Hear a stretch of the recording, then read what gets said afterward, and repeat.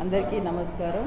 ఈరోజు ఈ కూటమి ప్రభుత్వం అధికారంలోకి రావడానికి కీలక పాత్ర పోషించింది ఉపాధ్యాయులు, ఉద్యోగస్తులు, అలాగే పెన్షనర్స్.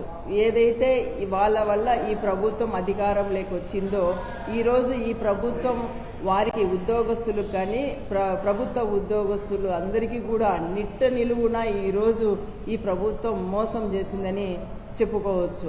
ఎందుకంటే ఏదైతే ఈ ప్రభుత్వం అధికారంలోకి వస్తే పెండింగ్లో ఉన్న బకాయిలన్నీ కూడా చెల్లిస్తారని ఉద్యోగస్తులందరూ కూడా ఎంతో ఆశగా ఎదురు చూశారు. కానీ ఈ ప్రభుత్వం ఎక్కడా కూడా ఆ బకాయిలు చెల్లించే పరిస్థితి లేదు. అదేవిధంగా సంక్రాంతికి ఈరోజు ఏ పండగ వచ్చినా కూడా వాళ్ళు ఏదో రకంగా ఆర్థికంగా ప్రభుత్వం నుంచి ప్రయోజనం అందుతుందో అనే ఆశగా ఎదురు చూసే పరిస్థితి ఈరోజు ఉద్యోగస్తులలో ఉంది.